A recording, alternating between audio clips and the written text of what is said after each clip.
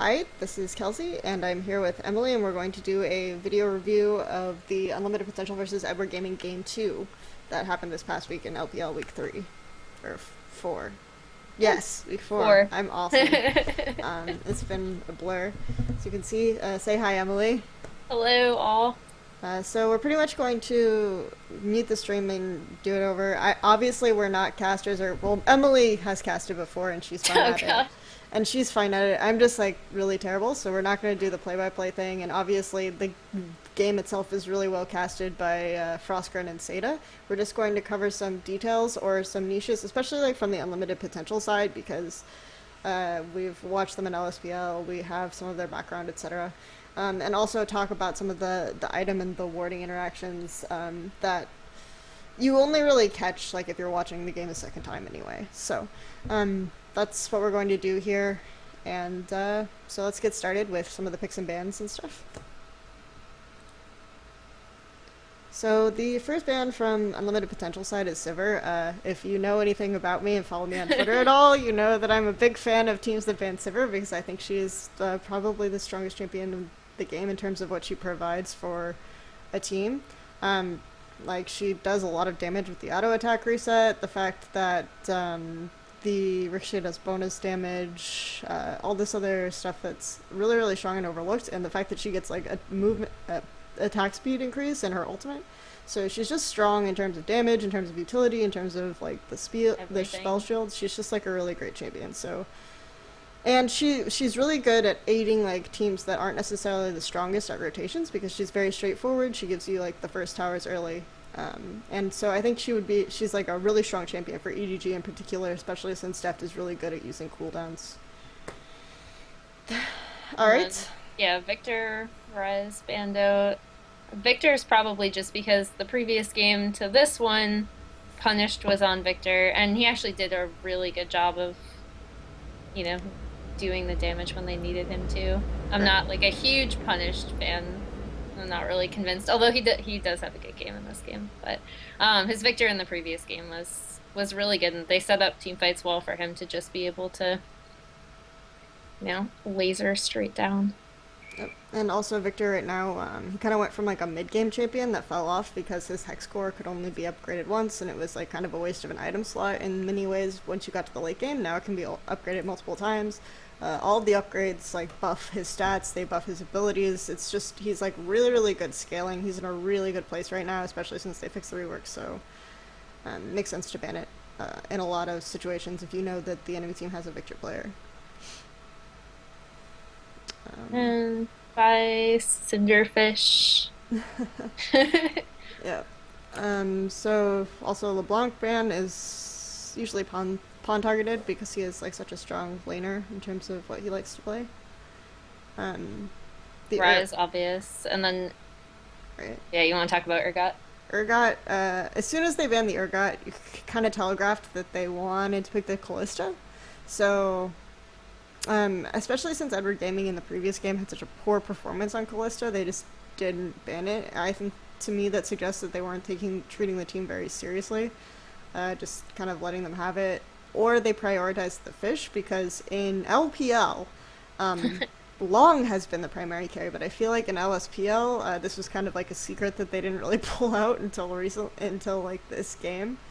Sketch was really the carry of the team, so and then a lot of LPL teams don't bother watching LSPL teams.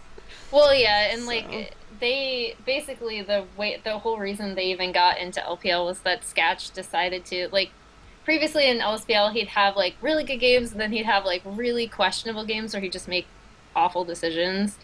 But they started putting him on hyper carries towards like through playoffs and he kind of carried his team. He's also a pretty like decent Urgot player too.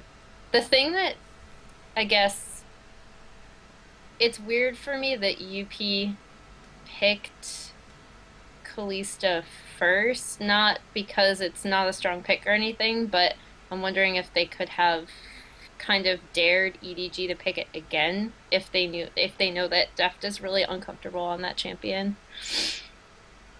yeah, and But getting Sketch on that was really important for this game.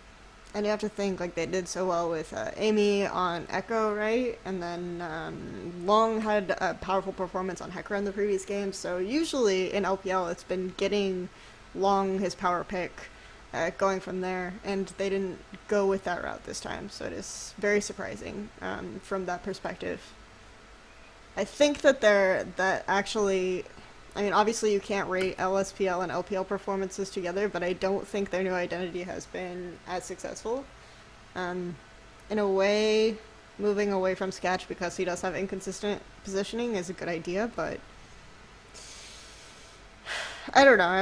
I have mixed feelings about Unlimited Potential. I think they're all inconsistent in different ways. Yeah, they are. Um, And like Amy, like when I was watching this draft for the first time, I saw Amy going on Nunu and I was like, "Oh God, no," because he's just not like his Echo performance was really good and I feel like Echo is definitely a champion that like suits Amy really well because he can go in, he can make plays, he can be aggressive. His thing is kind of that he's often over aggressive and makes again really poor decisions on when to go in. And his Nunu is like pretty underwhelming overall. Like all of it. He's really struggled in tank meta. um, yeah, I would agree with that. I do think that one interesting thing about since we're bringing up the Nunu pick, we also know that EDG is going to pick Evelyn into Right. Nunu because they've pretty much announced the entire world that Clear Love likes to pick Evelyn into Nunu. So you have to kind of be expecting that to happen. The reason why Evelyn is very good is against Nunu is one, she can remove like all slowing effects. You can't really track her, so that makes invading her jungle really really difficult. She's just extremely good in like grouped fights where with her ultimate, which is what Nunu does extremely well in as well in terms of like his zoning and things like that. So she just counters Nunu in a bunch of different ways. But she's going to not scale as well as him, especially if Clear goes Warrior Enchantment. So that's kind of also the caveat.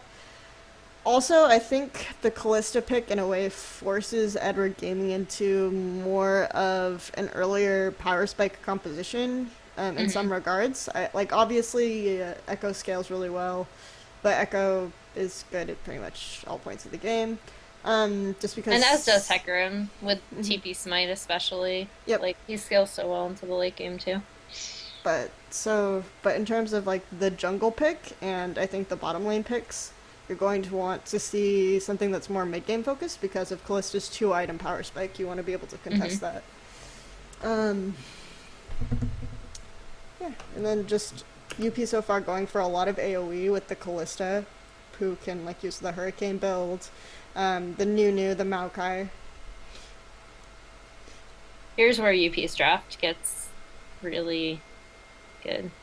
Yeah, Their last two picks. obviously Brand. Yeah. Bran Morgana. Woo! Yeah, Twisted Fate. We saw in the previous game Palm played Twisted Fate, and he used it to immediately find Amy and kill him.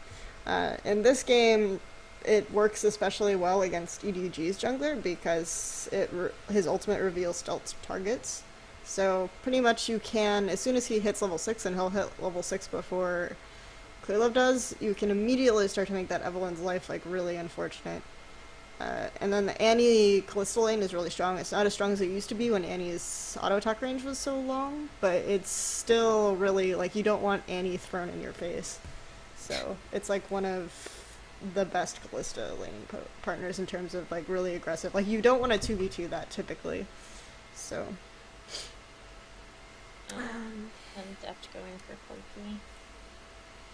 Which I am, again, reiterates what you said about trying to match the Kalista power spike with the Corki. And Corki's been played generally a little bit more lately, both in China and Korea, just to get down like that mid game damage. Again, he had like a falling off point when hyper carries came back into fashion during the tank meta, but now we're starting to see him more again. yeah, you want a lot more. We are seeing a lot more utility and a lot more safety on the 80 carries coming out a lot of the time, and especially if you have a Hecarim, you're having a lot of strong 80 scaling damage coming from Koro. Hecarim against Maokai does pretty well in terms of his ability to like eventually just push Maokai out. We already discussed the jungle matchup. It's pretty favored to Clearlove, except for the fact that we have. Yeah. And the TF pick also means that you want to make really good use of warding, right? And just vision control in general. So there's a lot of pressure on Heart in that regard. Heart, very, very strong. If you listen to their comms, like commanding voice, really strong control of the game in terms of. And then the one thing that gives, I think, Unlimited Potential the edge over a lot of these teams with really, really young players across the board, because most of the UP players are extremely young, is that they do have Heart, who has like that experienced shot calling and that just, I don't know, intelligence about the game from his days on Samsung Blue. And I think it's important to note, like, I don't know, I'm of the opinion, and maybe it's an unpopular one, that he's actually become a lot better in his more recent games than when he was on Samsung Blue, and it could honestly be just because he's tasked with kind of guiding all of these younger players. I feel like he is more of an authoritative voice on this team than he was on his previous team. Yeah, and I think just also I think his mechanics have improved too. It's like really interesting to talk about a 28-year-old player, right? I think he's 28. He might be 27 still. That regardless, is in a way, in many ways, hitting his prime, which isn't necessarily reflected in unlimited potential standings, but definitely, I think, in his individual performances. Yeah. Well, and the thing about UP as a whole in LPL so far is that they've kind of been this team with like really good ideas and then not necessarily the best execution of those ideas. Like, I feel like when you watch them play, they're always thinking about how or like what they want to do or like how they want to counter their opponents, but they don't always execute it correctly. And this movement here, immediately they want to put some pressure on Clearlove because the key to Edward Gaming, like Edward Gaming's backbone is always their jungler. And so also they have like having that Annie allows them to invade like fairly safely early on and just put some vision on down, know where Clearlove is going to start, like which camp he's going to start on. Also really important against an Evelyn to know kind of their pathing and their trajectory because it's really hard to track. And here Heart is moving up again to place more vision over here. Um, Again, they're worried about the Annie, so they're kind of like running away from unlimited potential. Please no. I mean, at MSI we saw them use an Annie and an invade very successfully against SK Telecom, so they know all about that. Super awesome. She's just chasing. Woo! um, But yeah, immediately they identify that the key to beating Edward Gaming is keeping Clearlove down. And Yeah. Hart just follows him and harasses him, and they have like the Sentinel with them, so even if No. this is just like obviously Echo having really, really good base damage, the fact that and scaling damage and just numbers and just Ridiculous. stupid. Yeah. And the fact that Twisted Fate isn't naturally a good laner, the best he's going to want to do is just push out the wave and look for opportunities to use Destiny Gate and just survive. He doesn't really want to be on lane against Echo. So Yeah, the point of him in this composition is not to be a good laner, it's to be able to keep track of Clear Love and also be able to basically gank him from nearly anywhere. Echo just has so much CC, like on every ability, and so much damage, like on every ability, and I don't understand why this champion was made the way it was. Okay, But people aren't doing well with him, so he's so probably gonna get he's probably gonna get buffed. Unlimited Potential went ahead and made the decision to do the lane swap, which I think makes a lot of sense. We're talking about how Quirky hits like the Trinity Force Power Spike. Quirky's going to be really strong at like level 4 or 5, do a lot of burst. And that's actually going to be pretty strong against Callista early on, so... And they also want to be able to make sure, and this, we'll touch upon this again, I'm sure, in this review, but they also want to push those towers down early, to your point, while they can. And I feel like UP does do a really good job of playing out this early game, like having Sketch push down that turret in the top. which will be coming up as Heart goes up here. And in terms of how important map control is to their composition, because if you have control of Edward Gaming's jungle by taking those first ring of turrets, you can literally like TF port wherever you want. And just harass Clearlove as much as often as Destiny Gate is off cooldown. Hmm. So pushing out those waves is intelligent. Typically, you expect to see like a dragon trade here. I don't remember if EDG does this or not.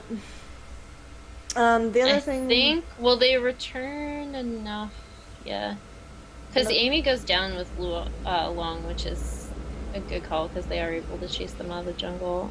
I forget whether they rotate to Dragon. the other aspect that's really interesting is that Maokai is going to fare better in a lane swap situation than Hecarim is. Like Hecarim's not bad in a lane swap situation, obviously, but just because like he doesn't need as much scaling, he pretty much just needs a righteous glory, and he's good to go. Again, like on UP, we have very very low itemization power spikes.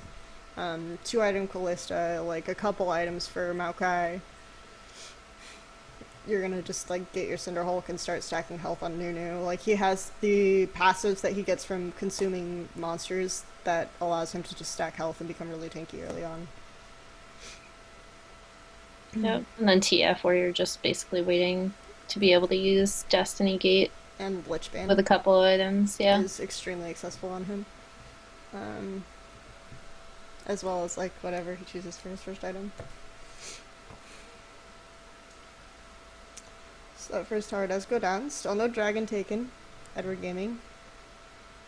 Um, they, Yeah. I'm Edward kind of confused. EDG doesn't really prioritize dragons, just because again they're going to be happier like answering this fast push.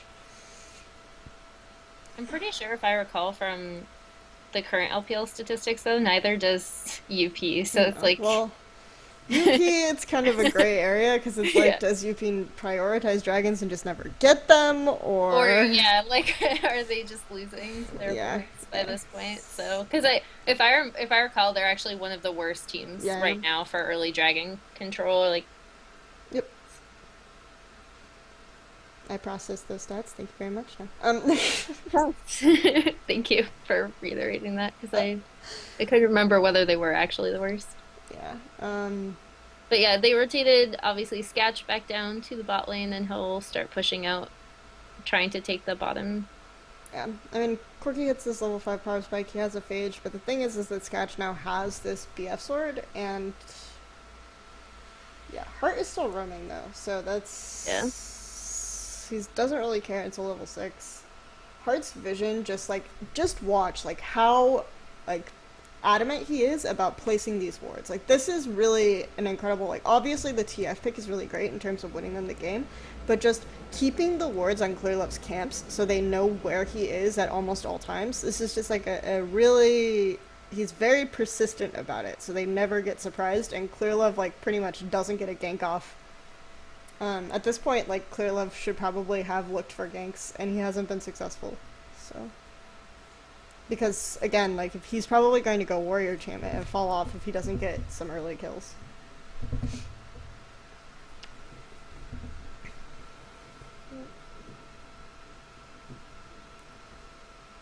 And see, every time he crosses a word, they just ping the map.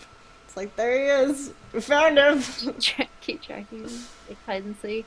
And what I mean by like the Clearlove being the backbone of Edward Gaming is that he gets a very high percentage of team gold. Um, here we go. We've got the first Destiny Gate.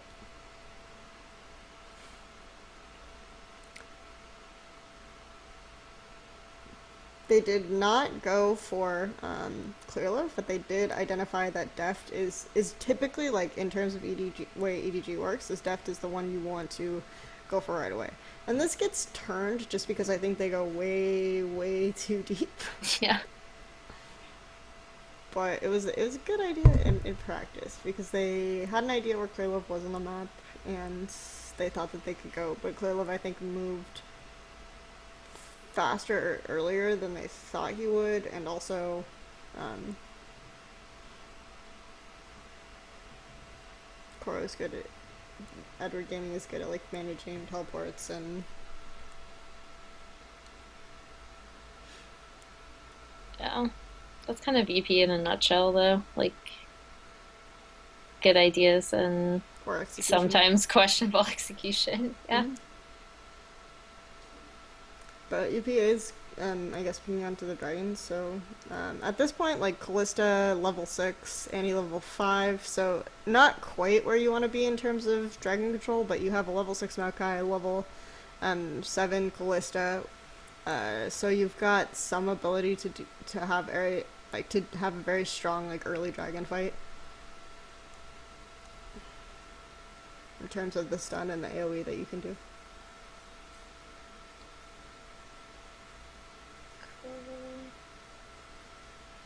Amy level 6. Or not level 6 yet, level 5. I Yeah. don't know, I guess they like just ping dragon and they don't have like a level 6 on Annie or a level 6 on Nuno, so like, just kidding. I was Yeah. really confused They by that ping. I went way gave too up long on and I was it, just like, nope, that doesn't make any sense. and then Amy just walks away, and Long dies right here.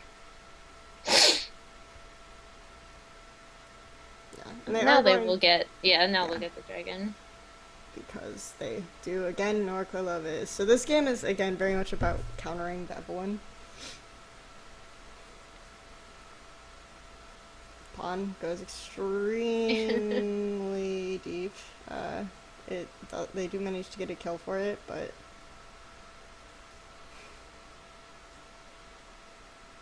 Almost dies. no. Evergaming is much more practiced in executing those sorts of deep dives than unlimited potential. I think we saw. Yeah. Um,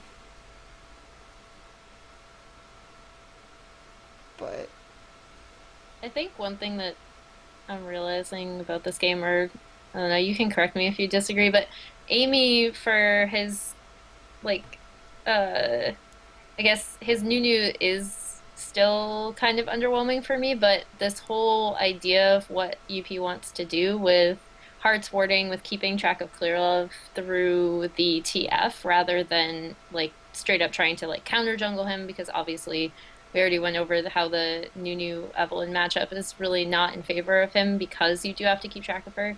I think it's kind of overcoming or covering up for some of Amy's weaknesses on that champion, where he's just kind of been farming a bit and making his presence known in skirmishes. Where I oh, guess, and here's where the thing's gonna freeze. Yeah, we're gonna have this happen a couple times. well, they do typically. You don't necessarily want to play Nunu in like a lot of early skirmishes until he hits that level 6, and then you immediately start going for like the buff controls, the dragon Right. controls. So right now I think he's taken too long to get the 6. And Clearlove I Yeah. think identified that as soon as like Hart actually really telegraphed what he was doing early on by doing those invades and following him around. So I think he identified that he wasn't going to have a lot of successful ganks there, and so he just tried to farm for 6, um, so that he got ahead of Amy in that regard, and then went for an early kill, which he was successful in getting Mm-hmm. with what's his name? Pun. That mid laner Yeah, that that one guy. exists. Um, We'll and talk more about him in this game. yeah, so we're going on. Um, But see, he's got the level 6 now. He's level 7, so they are going for these invades. They are going for these buff contests. They have level 6 on their Annie. They have level 8 on their Callista. So they have a pretty strong aspect right now. They are. She is going that bloodthirster first. Thank God, not building like Deft. Okay. Yeah. Second item, Hurricane, is typically better for your ability to pressure lanes and do. Just look at how many blue wards there are on the map. Yeah, it's ridiculous. It's almost a state of.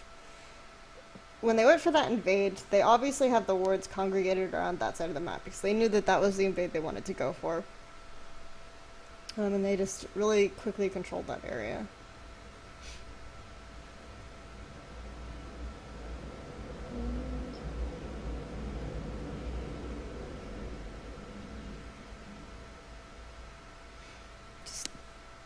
Just does damage bonuses Scales, they scale with levels, they scale with AP, they scale. They have high base damages. I'm just waiting for Pawn to go in like a crazy person. Okay, pause. Let's skip ahead because we don't really care. See if there's anything interesting to talk about. Okay.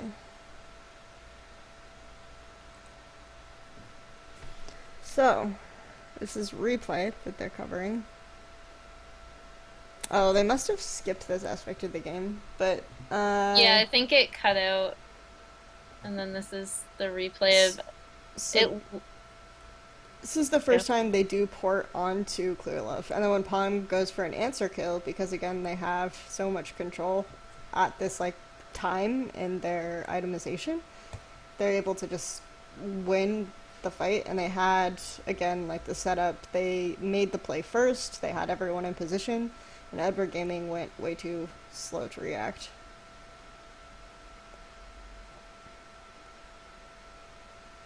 So that was again taking advantage of. They had the Lich Bane on the TF. They had the Bloodthirster on the Callista. Uh-oh.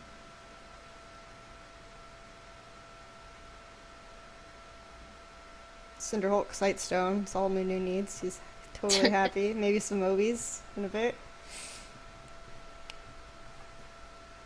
Yeah, that actually is like pretty low. Pretty. Usually you would see basic boots by now. It's awkward. Amy doesn't need boots. He's Here's just relying on that blood boil. Let's go. the That's all you need. And putting the pressure now onto the damage threat. What I do like about their decisions so far is that they haven't focused a lot on Koro, just because I feel like Koro is the type of player that a lot of teams focus him in the top lane, just because I think his laning, his awareness of the map, and then the fact that he doesn't get a lot of attention from his jungler is really obvious. So he's like an easy kill, but his ability to impact a game from behind is actually quite high. And Clearlove and Deft are like the core of the team, the ones that need to do well for EDG to do well. So targeting them instead makes a lot more sense. yeah.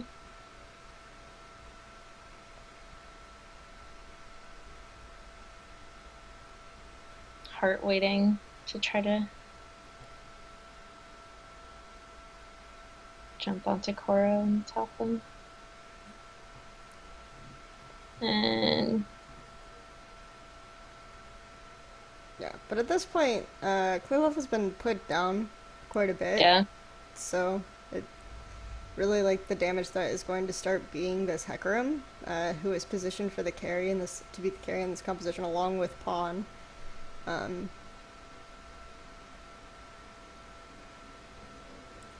Really good positioning by Punish in that fight to just target the secondary threat after Koro is down.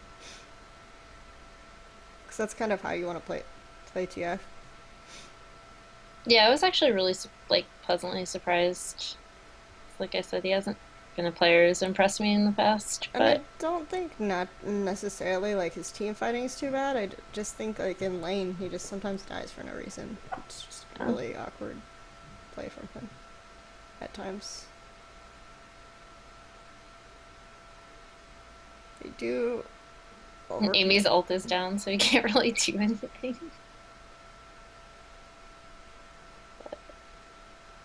At this point, Sketch is just like really out of control. fed. He was given like a free lane. They weren't able to pressure the advantage with the Trinity Force Corki very well yet, at least. At this point, Corki is still stronger than Sketch, just because he doesn't have that Hurricane yet, and Corki does have that Trinity Force, which is going to do more work for him. Goes back, picks up the Hurricane. But the fact that Amy gets the Aegis is actually really good, because they do have like a lot of magic damage with the Echo and the Evelyn and the Corki. Corki, yeah. So, Amy also itemizing well. They have Boots and Righteous Glory on the Maokai, so he is good to go. Um, yeah, Lichbane CDR boots on the Twisted Fate. And now we have the Hurricane on the Callista. So this is the perfect time for UP to fight if they can get Yeah. into position. But at the same time, we have, again, like the Trinity Force. EDG matched well for the composition. They went for the early to mid game jungler, the mid game quirky AD carry pick. So it's not like a clear cut who has an advantage, but right now UP is definitely in a serious power window on like every single one of their champions.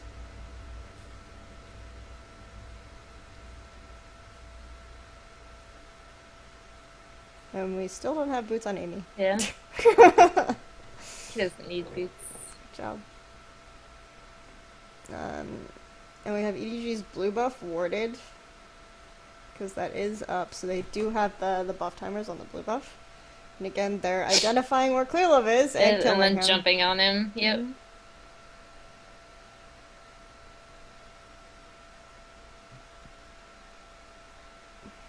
Fawn was like, yep, sacrificial lamb so that I can enjoy this blue buff.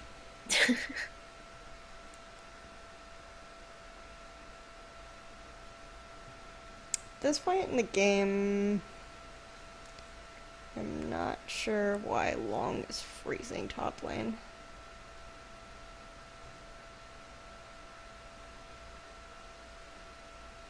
Seems to Yeah, I me don't really. they're still just, I think they're just keep looking for, because they didn't necessarily get an objective off of that last pick on Clearlove. So it seems to me that they dropped their window and they're kind of reliant in this instance on finding another one of those picks on Clearlove. So they're waiting for the cooldown to come back up. They're waiting for an objective that they can contest off of a Clearlove pick. So that's why they're freezing right now, shoving out this, and he is not freezing. He was freezing for a while, Yeah. but he is going to start shoving out the waves so that all of the waves are prepped for when that cooldown Sure. is back up.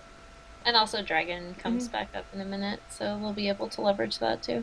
Well, yeah, because they do want to get the pick off Clearlove and then go for Yeah. Dragon. Like that's probably the objective, unless they just use it now for fun.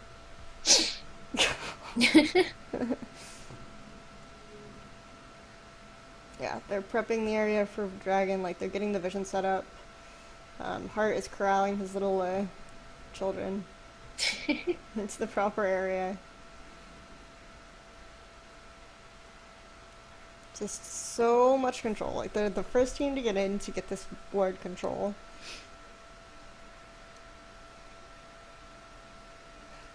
They have the Nunu.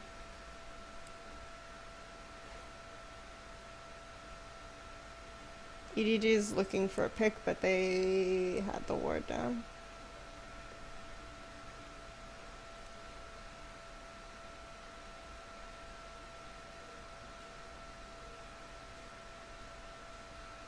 So I think they're looking to set up this flank.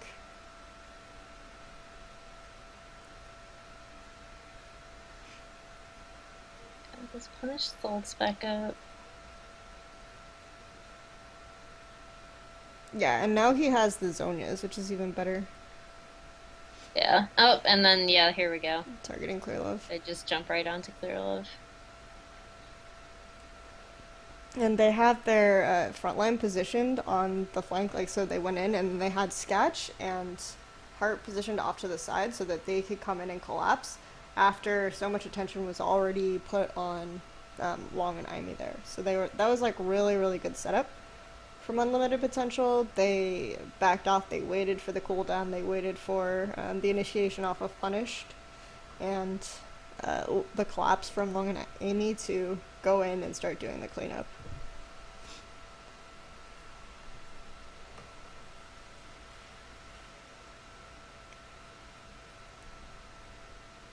And they had a secondary form of initiation if they needed to block more targets. And as a reward, they put a dragon. There's a teleport. This was something that I like absolutely did not understand from EDG. Like, why? Maybe they anticipated more dragon damage. They probably Like, yeah, like I don't Amy know. was pretty low, so maybe they thought that they could go in and Cora could get the smite off after killing Amy, but I don't know. It's kind of an awkward decision. Like the other thing about this game is obviously we're focusing more on what unlimited potential does. That's intelligent in how they execute this composition, but EG makes a lot of mistakes. Yeah. Like I don't.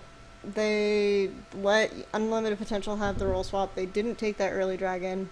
Um, they didn't match UP's fast push, which means that they didn't pressure the fact that they had a mid game power spike.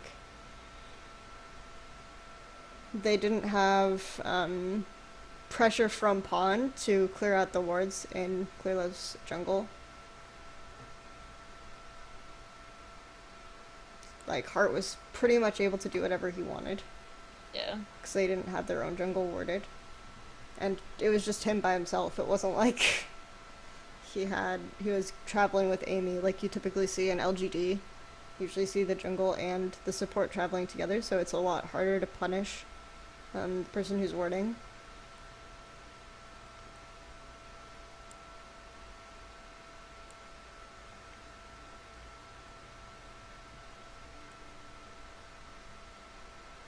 Yeah, fun in this game was Just this wasn't his best game. don't play a champion if you don't know how to play it. Well, he gets away with doing that a lot, and that sounds BM, but like a lot of times he just plays the champion and straight feeds. Like by that standard, this isn't even bad. But usually his team is able to carry them. But Well, they, it's more like he makes an impact. So like the way UP ended up negating that was that they didn't really use TF for the laning. They used him for Vision of Mhm. Clearlove. They used him to like jump on Clearlove as in a group of like at least three people. And Pawn usually acts as this like kind of distraction for EDG's opponents, but he wasn't really a focus at all in this game, even though he was on like the newest champion who was very strong. and for me, as Cora dies again, I think the thing about this game that really was impressive was that Unlimited Potential showed an understanding of how Edward Gaming functions as a team and the targets that they put priority on, whereas like a lot of people like to camp the solo laners or think that their threats are a lot of teams seem to camp the solo laners or think that their threats are in the solo laners when really dismantling EDG is about getting to their jungler, getting to their bottom lane, Yep. finding advantages in those areas. Hart slays his old lane opponent. Because as long as someone is there to carry it, like Cora can usually have an impact from behind. Deft can if and Pawn isn't really the carry of the team, so Yeah, like he's not. He usually just is a focal point for opponents to like because it he makes himself like he usually has presence mhm. basically, and he makes his presence known, and so opponents tend to go after him just because he's super obnoxious. But in this game, he really just has no presence whatsoever, just because of what UP chose to focus on the EDG side, And which the makes it like really weird that they then like let Spirit have Nidalee in their in their games yeah, after this, so they're so well prepared for EDG. well maybe that was it. They just prepared for one team. They're like, yeah, we're good. We'll just play Blue Ash. It'll be fun. And we'll let Spirit have his best champion and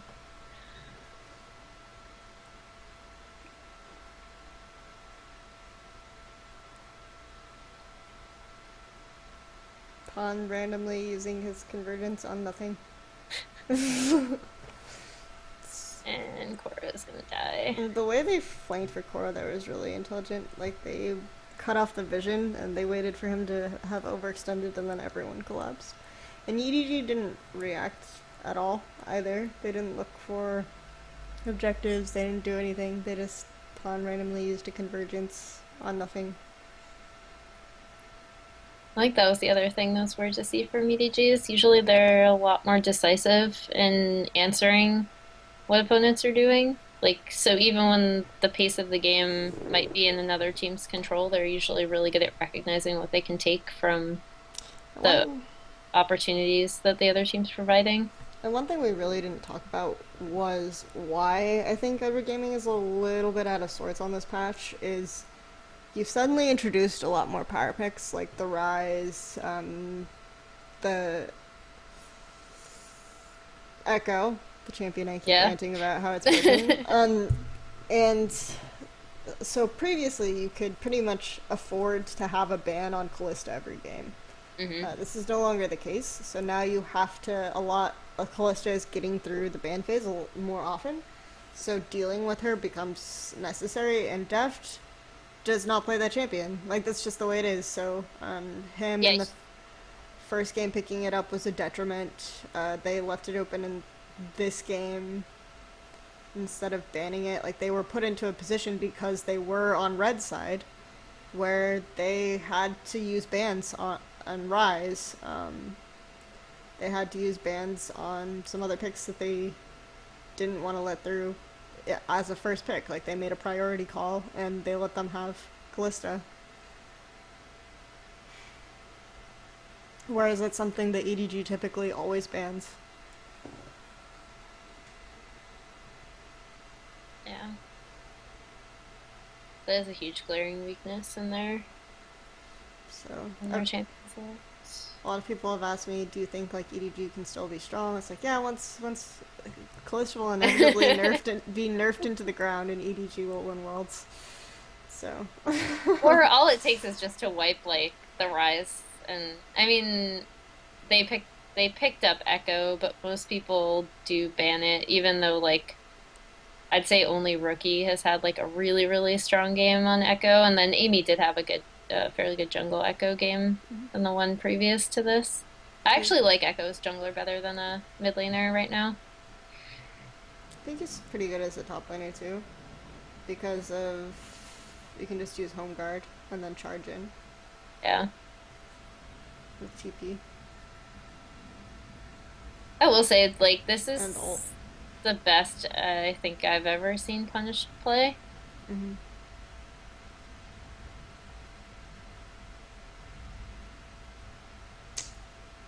And again, they're able to just set traps for them using vision. Like because they have such tight control over these jungles and this vision, they just set a trap for Edward Gaming. They had Edward Gaming's buff timers. They killed them at the blue buff. Like they don't even necessarily need a strong objective to press an advantage at this point. They're just they can these Yeah. small things that they know EDG wants and manipulate them just because of how strong their vision is and how important it is to this game. So for me, like Heart Art was MVP. the biggest factor. Yeah, for sure. Anyway, any other closing statements? No, that's about it. I mean, I really love Unlimited Potential. It made me happy to be able, like, to see them be able to do this, just because like, I think they are a smart team with good ideas, and some of their players either just might not be necessarily mechanically as gifted as their opponents, or just make really poor decisions. In the case of like Amy, sometimes, even though I love him. But so I mean, I was really happy to see like their plan actually come together. I thought this was really well thought out, like very smart, and all hearts so happy. He's so cute. Um, The fans do not look happy yeah. about Uh, cheap things, but yeah, like I said, unlimited potential. I think the takeaways here is just um, the maturity that they're capable to have, even though they have inconsistency in their shot calling and ability to understand the enemy team and play around those weaknesses, and just the overall. Even though their players are inconsistent, I think that that gives them an edge over teams like RNG and M3 in the long run. So, yeah, for sure. I think they're definitely the best of like the middle of the pack teams. well, lower middle of the pack, Yeah. I would say. They're not exactly upper tier middle of the pack. And again, Evergaming, I think part of it is just that they are practicing with a wider variety of strategies, a wider variety of styles. So nothing that they have right now is really, really tight, or as tight as we saw some of the stuff that they practiced for MSI. They probably didn't prepare as much for Unlimited Potential. They were originally supposed to have 3 matches this week, and instead they had to have that Hawaii Ellie event. So they were probably focused on, like, what am I going to wear tomorrow instead of playing against the 10th place LPL team. Um, so yeah, I don't know. I'm not gonna overrate Unlimited Potential too much for that. I thought that was really cool what they did and what they showed that they're capable of doing. But I'm also not going to underrate Edward Gaming too much for that. So Yeah, I don't think like it's not hit the panic button mode for EDG, and it's not like UP is suddenly like, oh my gosh, they figured stuff out because as I mentioned previously, they go into their next set and they let Spirit have Nidalee on WE, so yep. And they build Blue Ash. Anyways, so thank you guys for watching. We will continue to improve. Any feedback you can yeah. provide would be great. Thank I'm you. sorry I was so bad. Thank you. I'm cutting that out.